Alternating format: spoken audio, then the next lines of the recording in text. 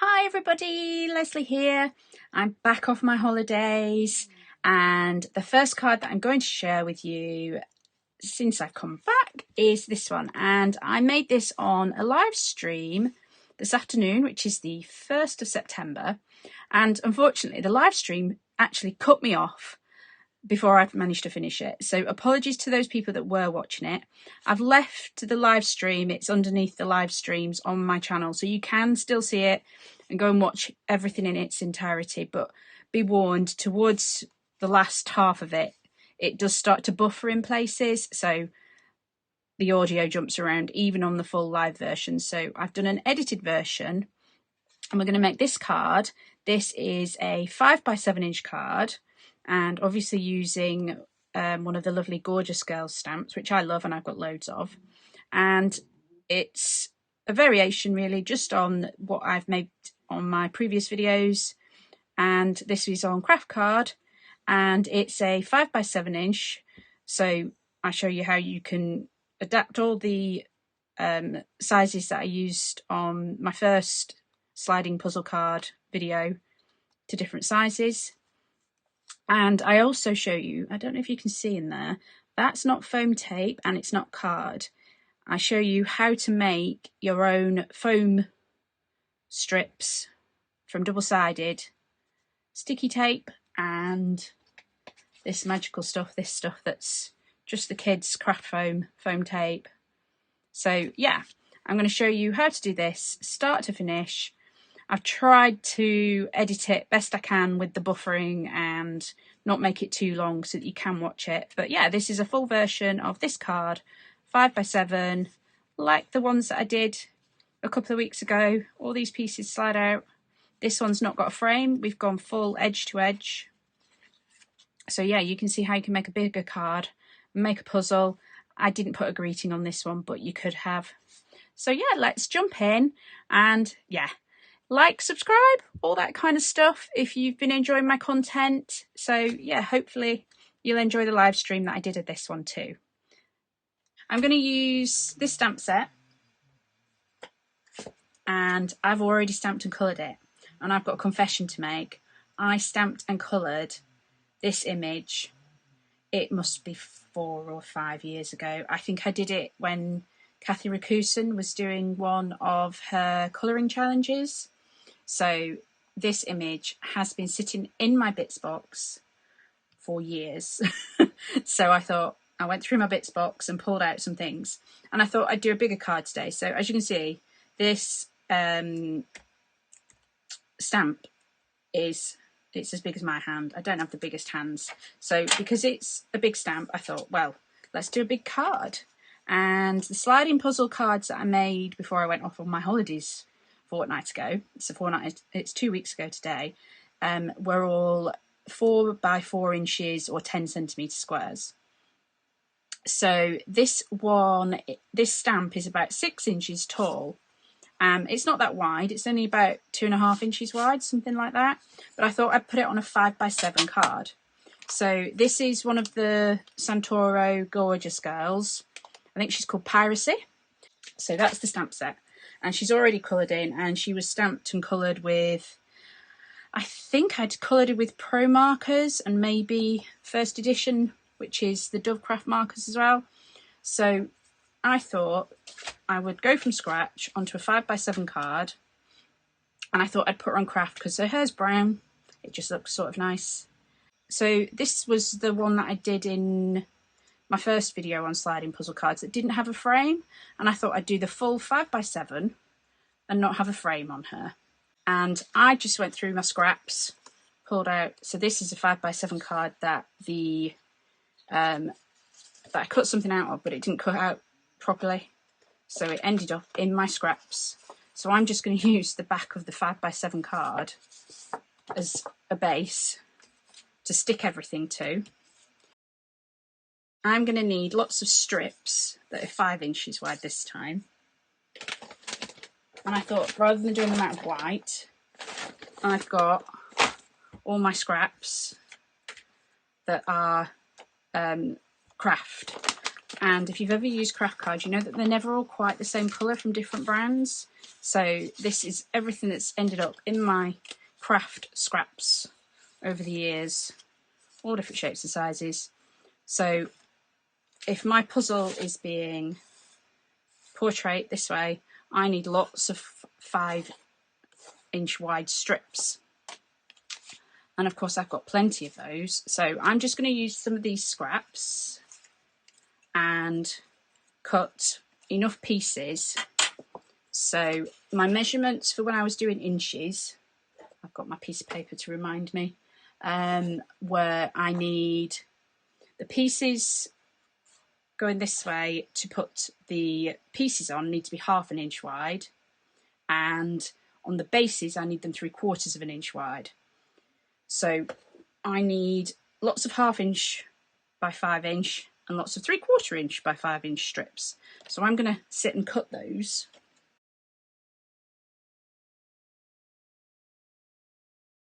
So I'm making these 3/4 of an inch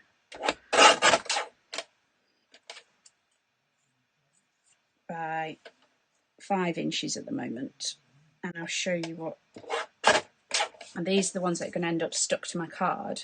And because I'm doing 7 inches, I need quite a lot of these. So I'll need 8, I think, if my brain's working correctly, because we need 1 for the top and 1 for the bottom.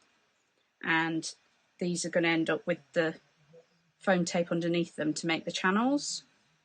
So I think I need 8 because you need the number of pieces plus 1 because you've got an extra 1 for the edge.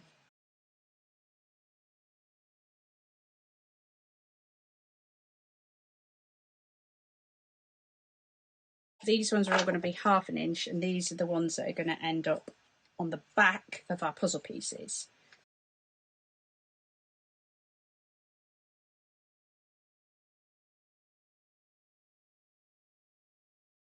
We've got 8 pieces that will get stuck down on here, and we've got 7 pieces that will go on the back of our puzzle pieces. Okay, so if you watched my original sliding puzzle card, you'll know where I'm heading, and if you haven't, hopefully as I go along it will all become clear. So if you've not watched it, we're making a card like this but somewhat bigger, and this works. So our little puzzle pieces, hopefully you can see, I've got a little T-shape on the back. So these pieces are this T-shape piece that's the back of the T-shape, and then these pieces are the ones that you can see here on the card. So the top and the bottom one will actually end up narrower, but I found it was easier just to make them all the same size and trim them later. And on these ones I used foam tape to make the little T pieces, to make the bits behind and give us the dimension.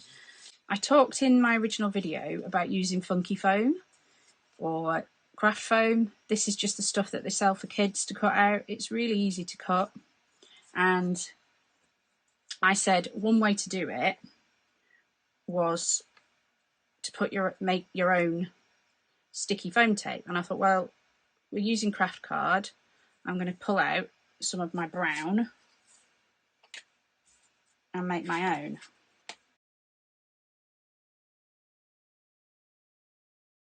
All I've got here is the brown craft foam, and all I've done is, this is double-sided sticky tape. This happens to be the stuff that in the UK came from a pound shop, and I think there was about 5 rolls for £1. So this is cheap and cheerful, nothing special, double-sided tape.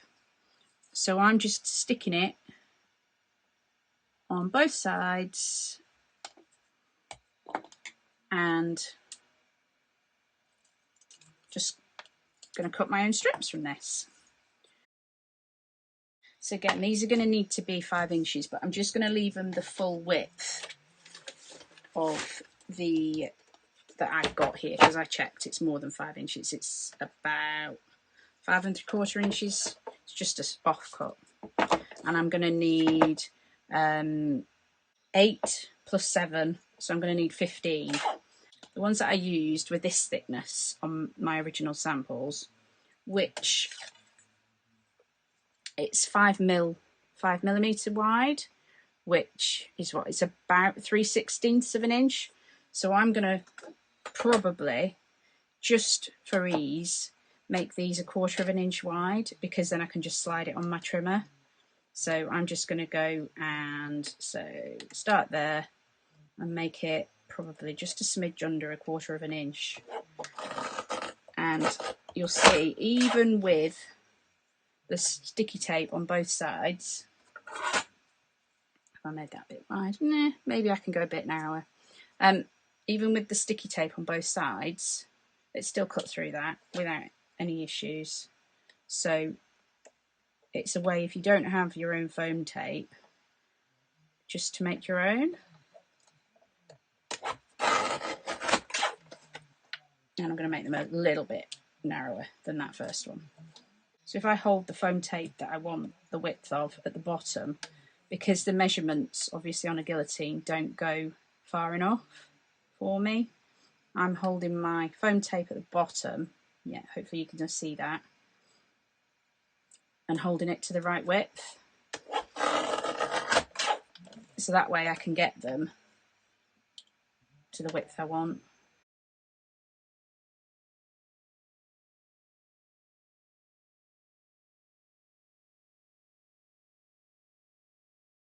"13, 14, 15.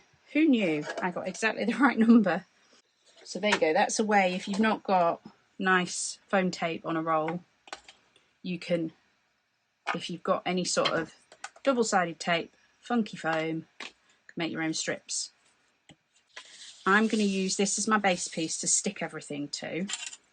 And all I'm going to do is find my pencil and mark at every inch. So this is 7 inches, so I'm obviously going to mark at 1, 2, 3, 4, 5, 6 inches.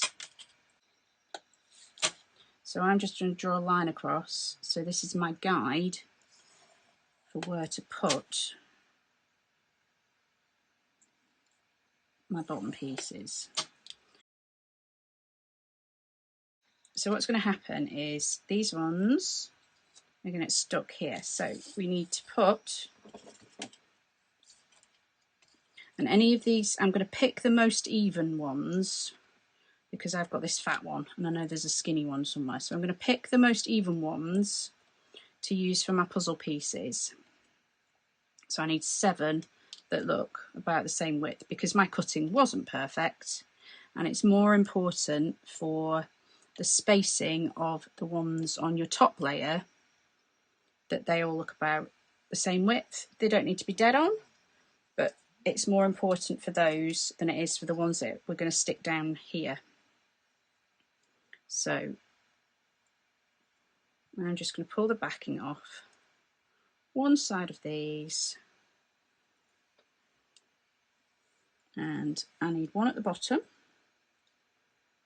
straight across the bottom. And don't worry that it's hanging off the edge, we'll just come back and cut those all off. And because I want this to go right to the edges, I am going to try and make sure that it's square on the edge. So I'm just using the lines on my board a bit as well, just to make sure it goes straight across.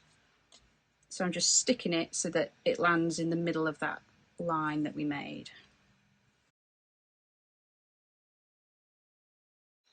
I could have made this directly onto my card, but I decided against that because if anything goes desperately wrong, at least I've not wasted another card base.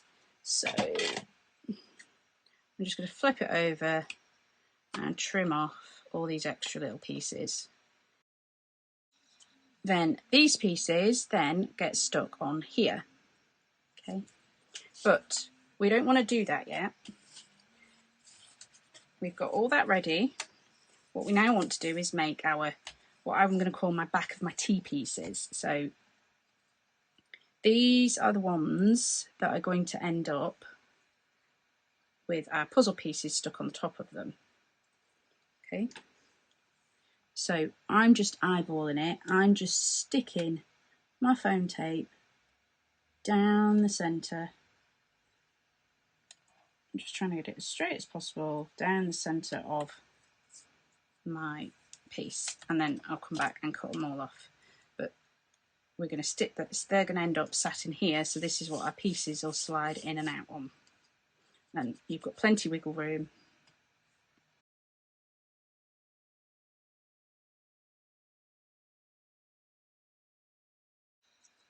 So all I'm doing is cutting the excess off these. So we've got the majority of our mechanism now, and let's slide those all in. You want to start in the middle. So we've got 1, 2, 3. So this is our middle one. Okay. So the first one, we're not peeling the backing off the slidey pieces. These are going to be used as our spacers. So what we want to do is stick our first in the middle of this piece of foam tape, and don't worry about anything else for a minute. So the one that's stuck, so this is our slidey one, this is our one of the ones around our centerpiece. We're going to pull the backing off that one. Okay, and all I'm doing is having a look from the side and getting that. I'm just eyeballing it, getting it as close to the centre as possible. And if there's a little bit of overhang anywhere, I've not stuck that straight at all. I'm going to pull that back off carefully. And the only reason I'm pulling out a different board to put this on is my glass mat's in centimetres, and of course this is all in inches. So all the lines end up, it throws my eye. So I've got a cutting mat that's got inches. Oh, it happens to be Gorjuss Girls, which is what we're using today. So all I'm doing now is the one that I'm using, I'm just making sure it's lined up with a line, and then I can make sure that before I push it down, yeah, I've got it straight. So yeah, the centimetre lines just throw my eye out because they don't actually line up.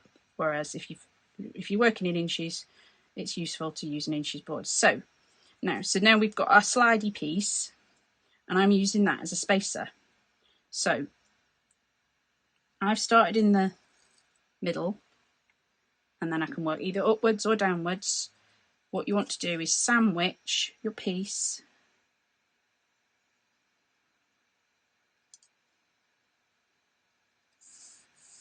so that it still wiggles, but you can still slide it in and out.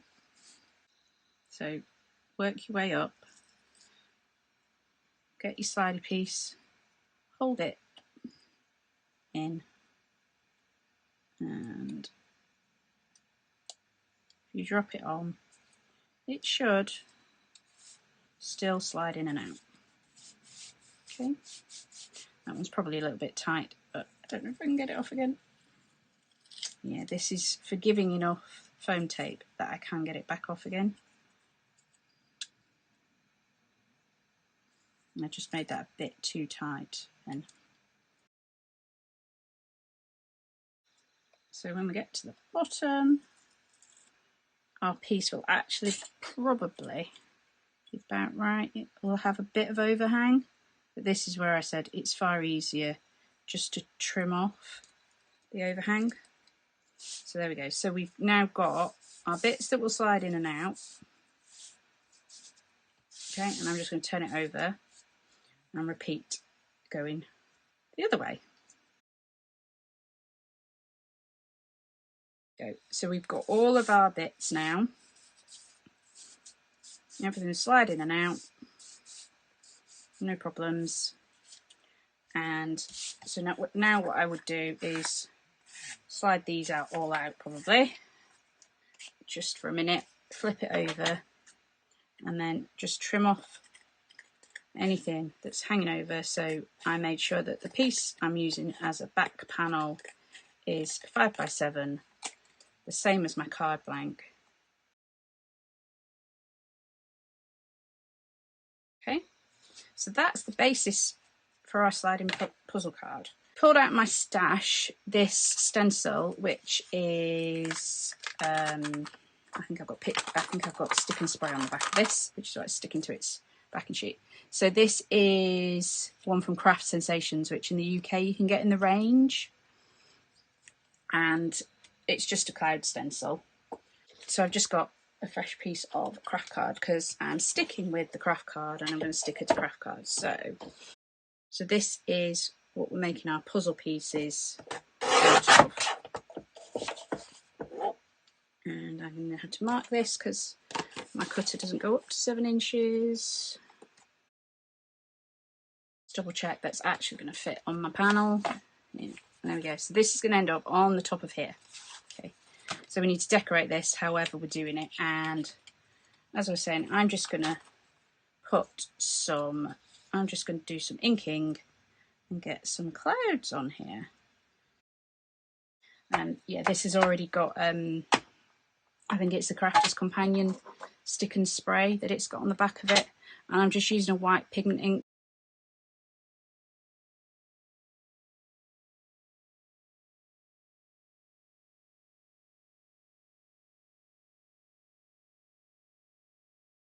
I'm just going to have a quick heat set of that. So I'm going to leave that to carry on drying on its own while I fussy cut this one out.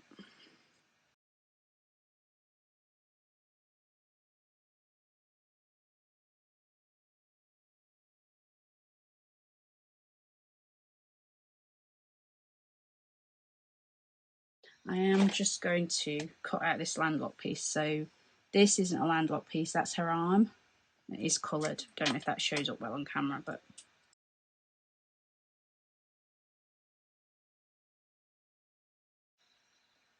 there we go. Right, so she's going to get stuck down flat on there. So yeah, because we're going to cut her out, you do need to make sure, because she's going to get all chopped up, make sure you've got glue right to the edges and a good thin layer all over her.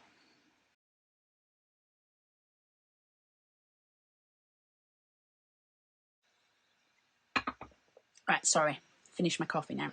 Right, so while she's drying, I'm actually just going to put something heavy on her to dry. So I'm just marking these all at 1 inch because I'm going to cut them up in a sec with my scissors. So all I'm doing is marking these.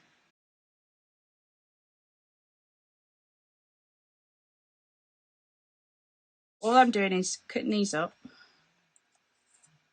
and sliding them back in. So these are all just getting cut to 1 inch wide. And they don't need to be dead accurate because we probably will end up trimming them.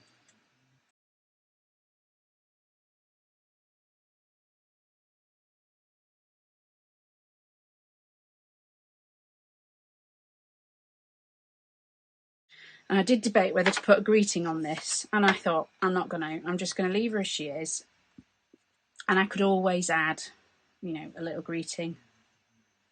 You know, if it sits within a 1 inch square, I could even do it once it's completed or cut it afterwards. So all now we need to do is cut this into 1 inch squares.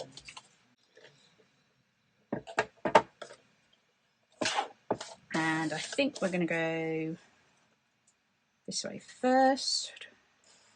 So let's make sure we've got that as accurate as we possibly can. I'm just going to do a check for any little bits that haven't got enough glue right to the edges just before I cut it up in the other direction and start losing these pieces. So keeping everything lined up, I'm going to switch it round. And because this is a 7-inch square and I know I want it to 6 inches, I'm going to get everything lined up and just get a bit of, this is just the piece that I chopped this out of. I'm just going to use it just to line everything up. So get everything lined up flat to that edge. So I'm just using another piece of card just to keep everything on that edge square. And then everything should stay lined up. And then I need to bring it back to my 6-inch mark.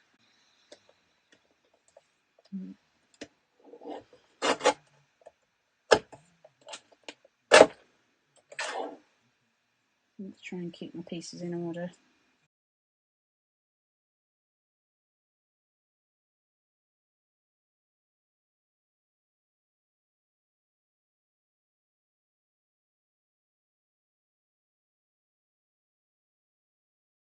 Bottom corner, as good as we can get it.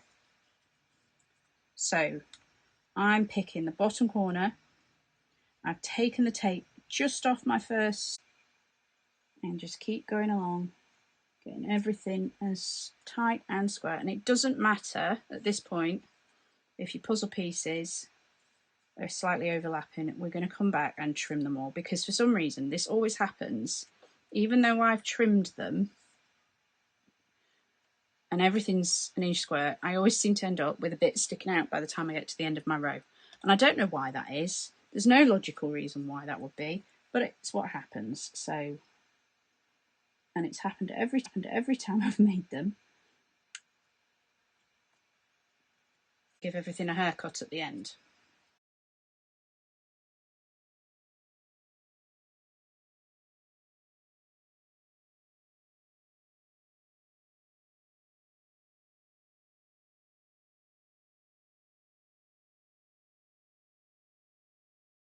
And then the only thing that'd be left to do is come back and give all these little pieces a little haircut.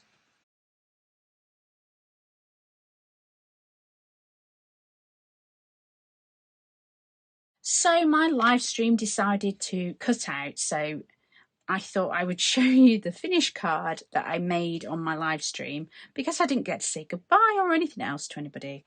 There was about 3 or 4 people watching, so I will add this on the end. So all I did to finish up my card was slide everything out and give all the little pieces a little haircut. So just to make sure that the little T-piece on the back wasn't hanging off the ends, I just angled my scissors, made sure that all the little T-pieces were all nice. And there we go. So there's our puzzle.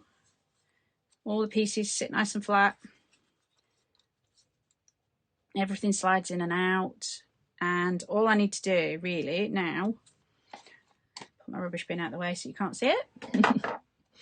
All I need to do now is stick this onto a 5x7 card.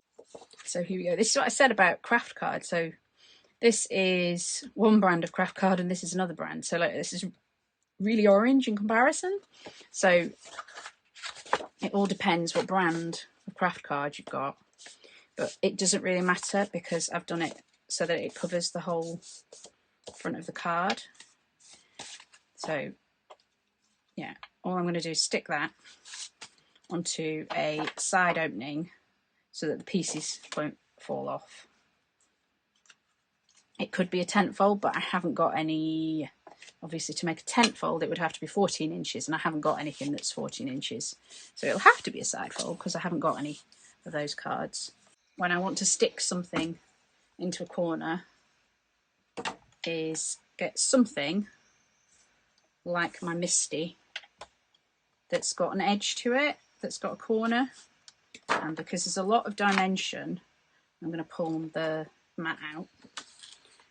And let's do it this way.